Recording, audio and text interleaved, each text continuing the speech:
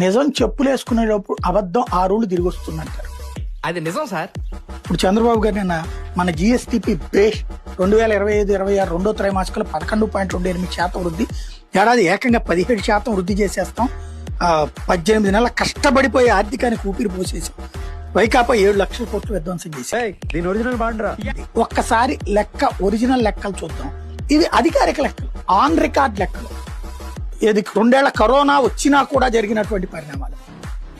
స్థూల ఉత్పత్తి జిఎస్డిపి బాబు గారు చెప్పినట్టు, బాబు గారు 2019లో దిగిపోయే నాటికి 8.73 లక్షల కోట్లు ఆంధ్రప్రదేశ్కి సంబంధించినటువంటి జిఎస్డిపి స్థూల ఉత్పత్తి. మరి జగన్ టైంలో 14.22 లక్షల కోట్లు.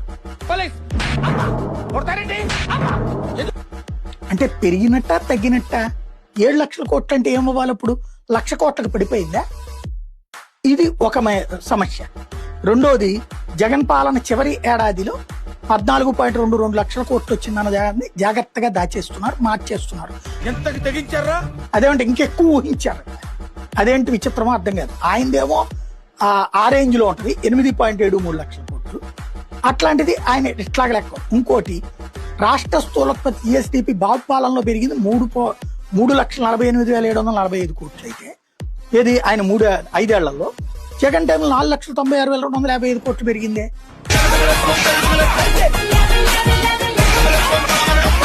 మరి అప్పుడు 7 లక్షల కోట్ల నష్టం ఏంటి?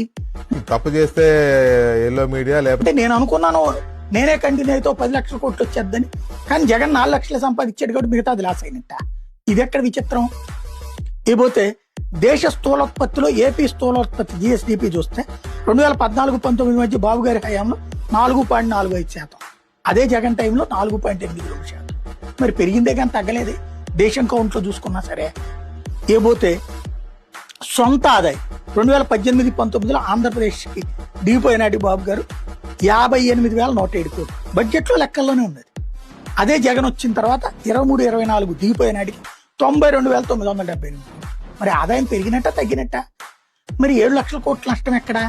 లేకపోతే పారిశ్రామిక వృద్ధి రేటు చూస్తే బాబు పాలనలో 11.92% ఉంది, జగన్ టైంలో 12.61%. తలసరి ఆదాయం బాబు పాలనలో 60,128 ఉంది, జగన్ టైంలో 77,610 వచ్చింది. మరి లాస్ ఎక్కడి నుంచి అయినట్టు? అంతా బానే ఉంది కానీ అది గవర్నమెంట్ ఆఫ్ ఇండియా చూసుకుంటుంది. ఇక్కడ నేను సూపర్వైజ్ చేయడం లేదు, అది గవర్నమెంట్ ఆఫ్ ఇండియాలో ఉంటుంది.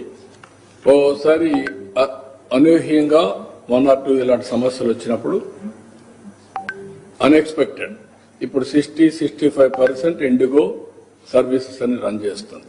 ప్లేయర్ కింద వాళ్ళు ఉన్నారు కాబట్టి ఇలాంటి సమస్యలు వచ్చాయి. దాన్ని గవర్నమెంట్ ఆఫ్ ఇండియా సార్ట్అవుట్ చేస్తుంది. It's okay.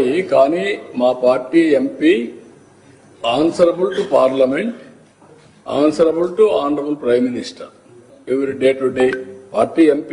It is a NDA government.